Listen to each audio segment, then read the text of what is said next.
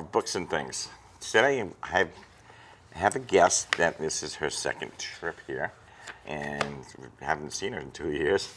Mayor Marian Galbraith is going to be our guest tonight. Thank you very much for coming. A pleasure. It's always a pleasure to see you, and especially today with all the things that are going on.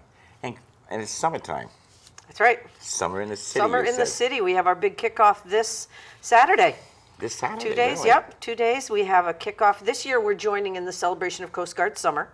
Oh. So it's a joint kickoff of both the Summer in the City and Coast Guard Summer in Groton. And it will be held at Eastern Point Beach. We have the Eastern Point Artisan Craft Fair and Show. Oh, really? And we have a great turnout of local artists and local people who have come for activities for kids. We have a plant sale, book sale, all kinds of things going on down there. Wow. So I hope everybody can come and see us. If it was a little warmer, you might even be able to get in the water. Yeah, it's been a cold year. I froze last night. But so then, what else you got going on? Washington Park has got to be busy. Washington Park is busy. Of course, the Yukon Avery Point team plays down there, so there's been a lot going on down there. I think we have an exhibition game by the Schooners coming up down there. We're going to have a city and town police softball game, our second one recently. They used to do this a lot in the past, coming up June 14th. We have a whole summer of activities, really great activities again. Art on Groton Bank on July 18th. We have our Thames Street Block Party again in September 14th, and in between, just tons of activities. The calendar just came out in Groton Times and Mystic Times, so I got it in my paper yesterday. Other people might be getting it just today in their mailboxes. Yeah, we usually about a day late. Yeah. Oh my God, it's Park Duck. I'll have to check that though, because that sounds interesting. Because I know you always have something going on down there. Yeah, we do. Yeah. And it is neat because it's not that large an area, so it attracts a lot of the people that are in there. And of course, people from Groton come down anyway. Yeah, well, I think it's one of the things that makes the city a really great place to live, and it's always had that feeling of community to me. Yeah. In a densely populated, small little area with all the industry, it still has had a feeling of small hometown USA. Yeah. There's so many activities that draw people together, and we wanted to capitalize on that. And I think that's what's nice about, like, I grew up in Mystic, and it's just a little tiny community, so a lot of things going on down there. And I didn't even know anything about any other parts of town until I got in high school. But you're right. When it's a small community like that, people are watching each other's backs. They do. They do. And they take care of each other. That's great. Yes. Now, Esker Point is In the town. They have concerts. They have concerts.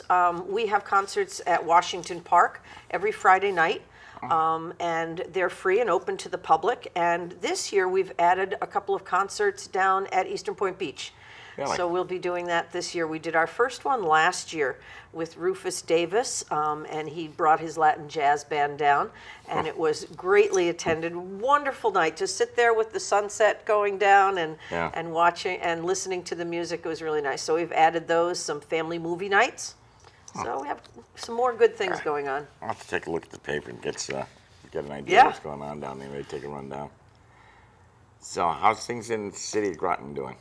Well, we're doing okay. We've had a tough budget year. We had declining revenues mostly because of Pfizer. I think both the town and the city have dealt with that. We had increasing costs and declining revenues. The council and I think, did a great job of keeping down costs. And then we came to that cut from the town that really hurt us quite a bit, an $830,000 cut to our highway department. Yeah, 43%. On top of the city has cut from its highway department in the past 4 years 14.7% of its budget. Really? I don't think there's another department in the town or city that can claim that. And we took another 43% cut this year, which was really devastating to us. Not so bad in the summertime, but boy, in the wintertime it hurts. Well, it actually ends up hurting both places, because in order to sustain that, we'd have to lay off 7 to 8 people. Sure. Well, 78 people, 7 to 8. I don't want to say 78 because we only have 14.5 and only 11 of those are on the road. But if you if you cut that many people, you can't plow, as you said, in winter, but think of all the things that are done in the summer. Oh, yeah. The crack sealing, the pothole repair, the roadside maintenance, cleaning the catch basins, all of those things. We wouldn't be able to do them. No, and people don't realize there's a lot of work out there to be done. Yes, there is, quite a bit. Cleaning up the trash that people throw out the windows. Sidewalks. I mean, think of how many sidewalks are damaged by the salt. Yeah. The salt corrosion every year. Fixing those curbs. Things. Sidewalks lift and shift during the winter. Yeah. All of that has to be done in those summer months, Yeah. and we would not have been able to do that at all. That's right. So there's a lot of maintenance done during the summer months, That's right. and it's a shame. Today things are getting so tough. Everything's going up. So I was talking to a guy the other day. Said eggs went up $1, and I went, wow. Yeah. They had talked a couple days ago that they were going to go up because some Asian flu, I think, in chickens, and the chickens are being killed off. And so they said the price of eggs are going up. I went, wow, it's up $1. And well, I guess we're just going to have to buy local farmers stuff. Yeah, I think that would be good for them too. Good for Yeah. all of us. It's Yes. healthier, isn't it? It absolutely is. Now, do you have farmers markets in any place? That's an interesting question. We had 2 last year that were added. Now, there were 2 individual farmers. One was up at the Bill Memorial Library on Tuesdays. I think they're going to be doing that again. And then Ernie Koshmeter. I don't know if you know Ernie, but he's somebody you should have on the show sometime. He does food services for Groton Public Schools. Oh, really? And his whole emphasis has been feeding children in healthy ways. So he added this wonderful program to our summer program, and the kids would receive little coins, little vouchers when they did things well, were caught Yeah. doing good things. And they could use those at the end of the week at the farmer's market that he had come to the school. Ah. And Whittles was there, and the kids could turn that voucher in for 50 cents off of vegetables, no matter how many they had during the week. And then he had a grant to reimburse the farmer. Oh, well, that's cool.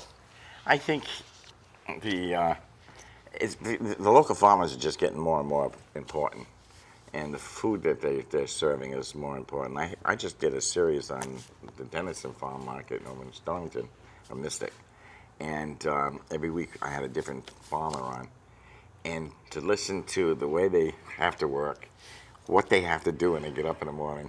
These guys work like Yeah. a devil. Yeah. And they don't get vacations. They don't take time off. It's 7 days a week. Well, we've supported a grant application that the Ledge Light Health District has put in to try to get grant money to establish a farmer's market, a larger farmer's market in the city, Yeah. so that we could bring more fresh produce. I don't know if you know this, but the city has been designated, or parts of the city, as a food desert because there's no place to get fresh produce within a 1-mile walking radius of Really? some of the lower income residents. Yeah. So we've worked very hard. We worked with United Way to bring in the very first of their mobile food pantries. Yep. So we have a mobile food pantry once a month, which hands out fresh produce to anyone who comes, right there at St. John's Christian Church parking lot. And isn't that a wonderful truck? It is a great truck. Because we have it over in Park, and the stuff that they've got in there is all fresh, and it's just, I know, I can't think of her name now. The one that started that, Gamma. Gemma Moran, Gemma Marian. who's a city resident, we're proud to say. Yes, she Yep. is. She is just a firecracker. Isn't she something? I had her on a couple years ago, and she's just an amazing lady. And she's the one that started this whole Yep. mess. Yep. And she fought like the devil to get that truck. And when you think of the number of people who are fed by that truck and by that program, Yeah. it's just wonderful. PNC over in Parktuck gets a lot of their products from them. Yep. And Groton just Human Services does. Groton Human Services. And they're all over the place. Yeah. And they really started that truck so that they get out to some of the rural areas that don't have a PNC or a Groton Human Services. And So we send city employees, to go over and work the day before at the warehouse, preparing the food, getting the food packaged and ready yeah. to go, and then we send employees down to volunteer, I should say, at the actual mobile food pantry. yeah, that's amazing. Yeah. That's amazing. And you're right. Otherwise, people aren't going to get this stuff because they're not going to walk anyplace else to find it. So that's a great addition. Yes. And I think anything we can do to try to help ourselves and I know they got the WIC program, and there's another program. There's SNAP.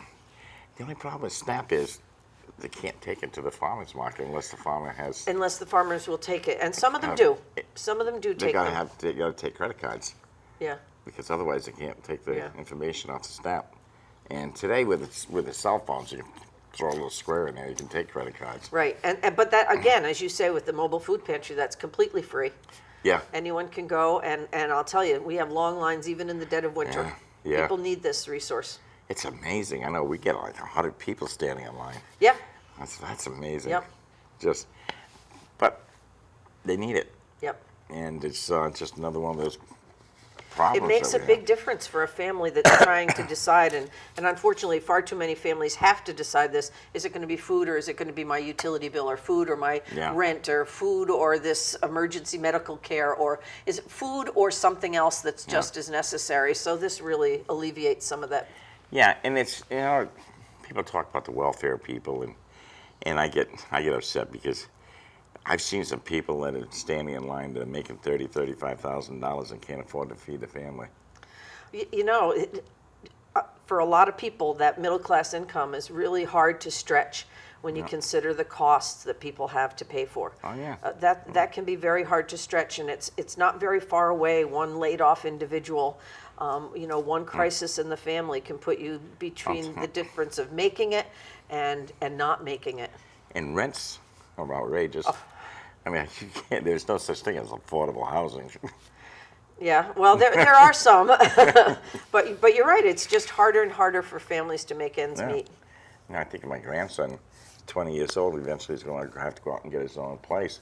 But you're talking $1,000, $1,500 a month, and most of them make a minimum wage, and that doesn't help. Right, and if they're fresh out of college, you weigh what they're going to be paying in student loans, and add that on to the cost of a rent, and I think a lot of kids are coming back home to live. Yeah, and our great politicians down there in Washington raised the interest rate, so it makes it more difficult.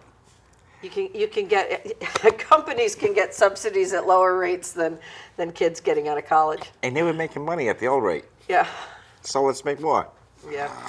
Anyway, a little off the track, but I think I think you're doing a great job down there. How Thank long you. have you been mayor now?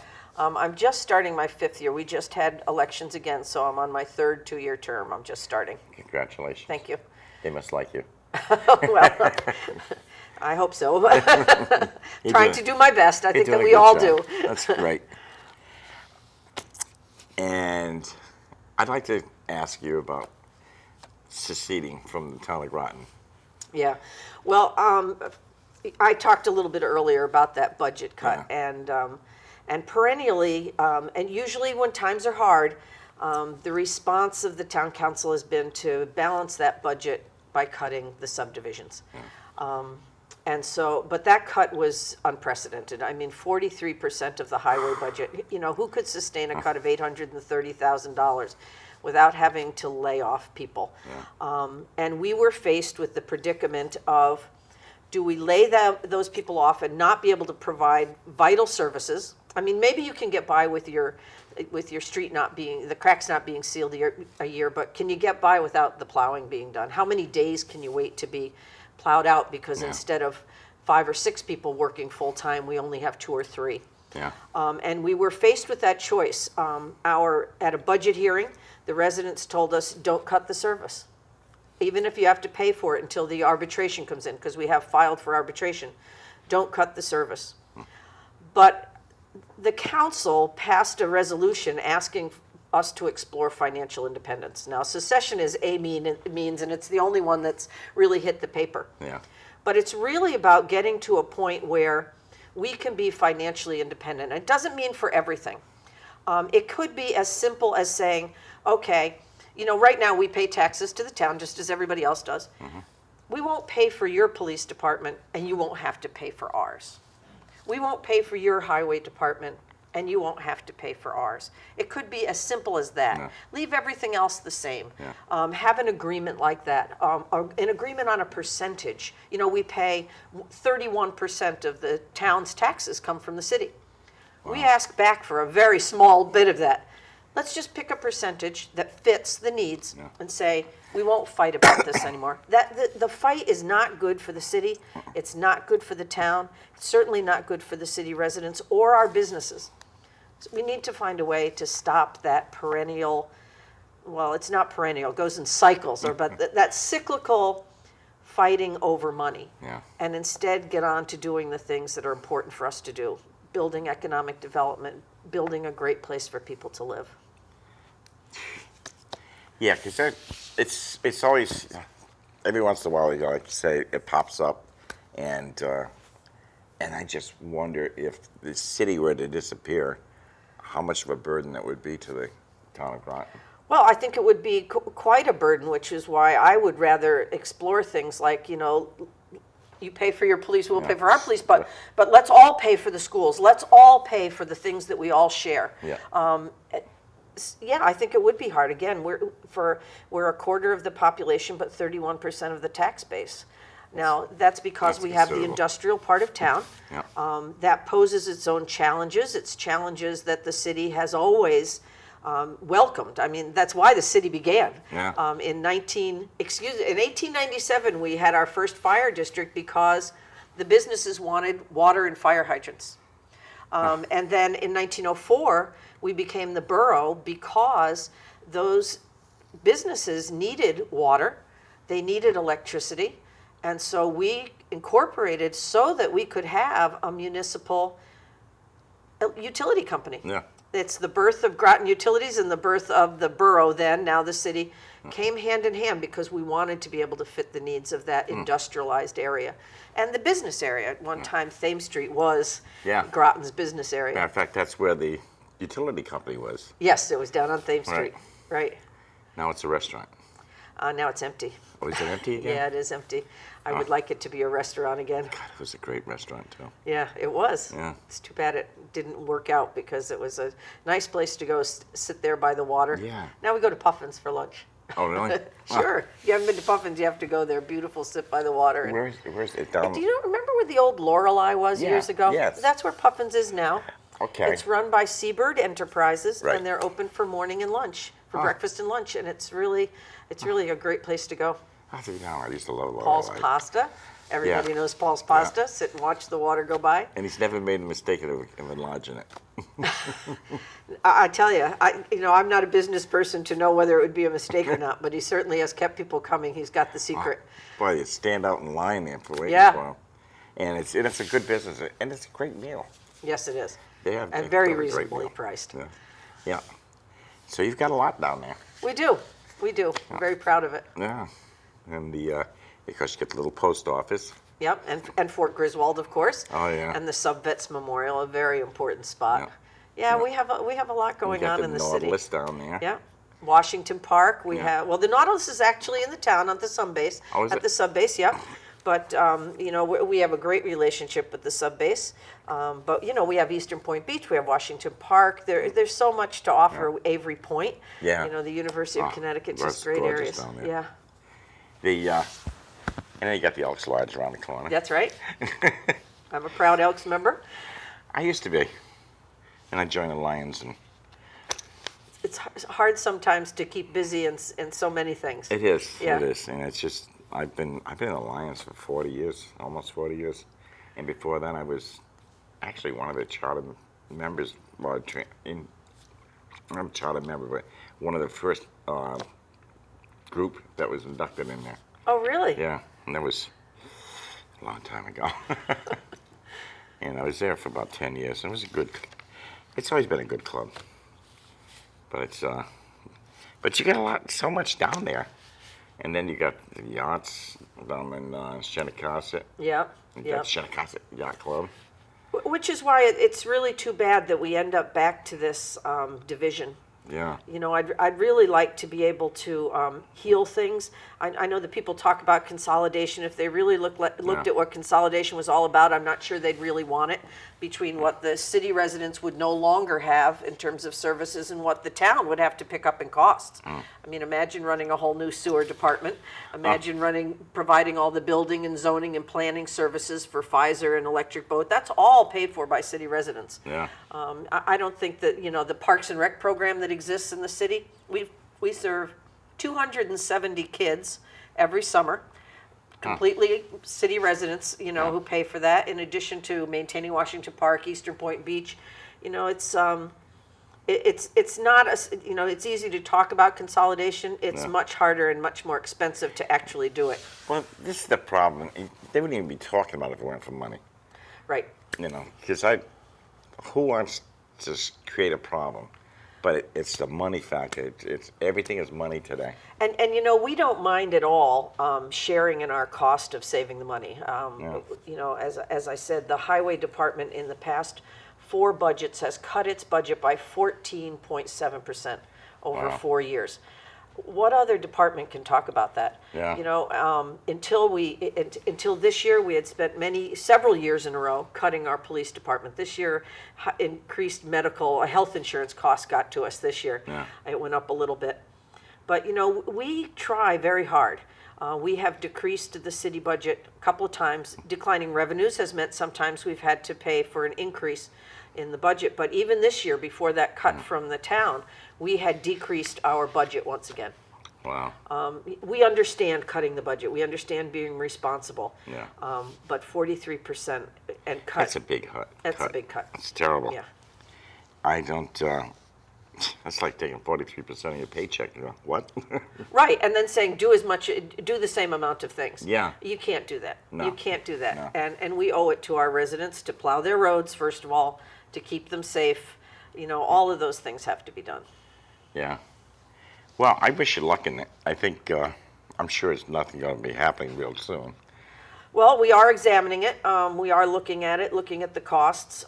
In the meantime, we have an arbitration concerning the highway budget. We had one of those 2 years ago, and the city prevailed.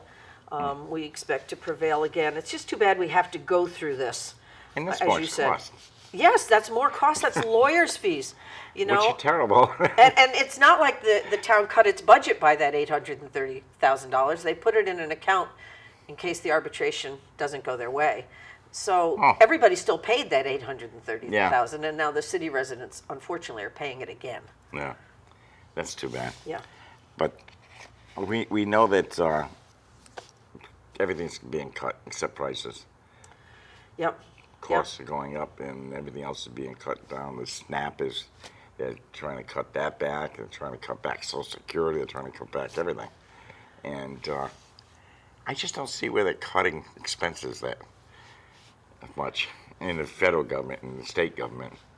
Well, it's sometimes hard to put your finger on it, but as you say, when costs are going up and it's hard to do business at the same rate, it means you have to do something differently. Yeah. And we've been exploring those ways, and as I said, we've been decreasing our highway budget and holding our city budget very tight to the line. Yeah. We do the very best we can. Yeah. It's hard, and of course, as a citizen, I think millions of dollars, it's hard to fathom. When you're talking $60, $70 million, I'm thinking, how can it be possible? Right. Because every time you see anything in the paper, it's always $1 million here, $1 million there. Isn't there any 950,000 from $1 million? Not very often. Yeah, and that's it's sad. And it doesn't take long to get to the million either, unfortunately. No, it doesn't. I remember as a kid, the town of Stonington, people would beg to get a job there in the highway department or whatever, because the money wasn't great, but the benefits were great. You never got laid off. Now the benefits are better, the money is better, and very rarely does anybody get laid off. We have decreased our department, so we try very hard not to lay people off. I mean, I am very sensitive to working families, and I know how close people live to the edge, and the idea of laying somebody off to me is an absolutely last resort. But we have reduced staff due to attrition. Yeah. So we have done that. But laying somebody off really is a very last alternative. It's hard. So hard on a family. We got a couple of minutes left. Anything else you want to discuss? keep your eyes open for what's happening with the Thames River Heritage Park. We're very excited about that, and moving forward with it. I don't know if you've heard anything about it. Oh, it'd be the subject of a great show. But the City of New London, the town of Groton, and the City of Groton are working together to kind of revitalize a plan of establishing a Thames River Heritage Park. It would make use of the historic resources we already have, consolidate them into one park experience, and we're working on a water taxi between New London and Groton. So that'd be cool. keep your eyes open. It'll be a great That'd be thing cool. to talk about sometime. Yeah, we'll have to have you back on when it gets started. Love to. Yes, and I guess it's always a pleasure to have you here. And it's almost 3 years. 3 years next month. We'll when have I've to been do here. it more often. There's yes. so many things to talk about. There is, and I think it's educational for the people, because they want to know what's going on, and just we have a good wide audience. We don't know the numbers, but from the people that talk to me and tell me they've watched it, and I said, really? And I had one lady say, I'm sick of seeing you in my bedroom at 4 o'clock in the morning. I said, what? I said, I hope it's good for you. But apparently they ran it a couple of nights at 4 o'clock in the morning. And who in the world is up at 4 o'clock in the morning? But I think this type of show is so great for the community. It is, because there aren't a lot of places anymore to get really good community news. No. Or to get viewpoints on the community. Right. So this is a real benefit. And when I bring politicians on, you leave the politicians at the door, because I don't want any politics. But this discussion that we just had about the city is not against anything. It's just facts, and that's what we want to do, is to let the people know a little more about what's going on. Great. And so I appreciate it. And I think we got about a couple of minutes. I'd like to thank you for your continued watching and your emails. I love getting emails because they tell me that somebody's watching. And next week, we got Jason Alster, who is a video producer. And then we have Melissa McLaughlin, who is going to discuss, believe it or not, mushrooms. And I can't remember the name of the mushroom. It's a Chinese mushroom that goes back thousands of years. And it's supposed to be great for health and wellness. And so she's going to come on. As a matter of fact, I was just talking to her a little while ago, and she's going to start a show on wellness here. So I'd be interested in watching. Got Doug Seaver, who is an author, and he's got a new book out, so he's going to be on. For all inspiring writers, or if you've already got a book or whatever, come see us at the Southeastern Connecticut Authors and Publishers Association. We meet once a month on the third Monday of the month, and we'll try to help you get your book published or sold or whatever you want to do with it. Have a great program. And a special thanks to SEC TV for hosting my show, and the two Franks and the Vern. And if you want to see more about it, go to www.sec.tv.org. And we do take donations, because that's how we live. I don't, but they do. And I don't take the donations, so they do. I'll take them, but. And tonight is at the VFW in Park Tuck is Chowder and Clam Fritters night, and that's free with a beverage. And for tomorrow they have a luncheon. And I thank you for watching, and please send me emails, because at santostom.com, at comcast.com. You should be reading. Cuddle up with a good book, and I'll see you next week. Thank you. Thanks very Thank much, you. Tom.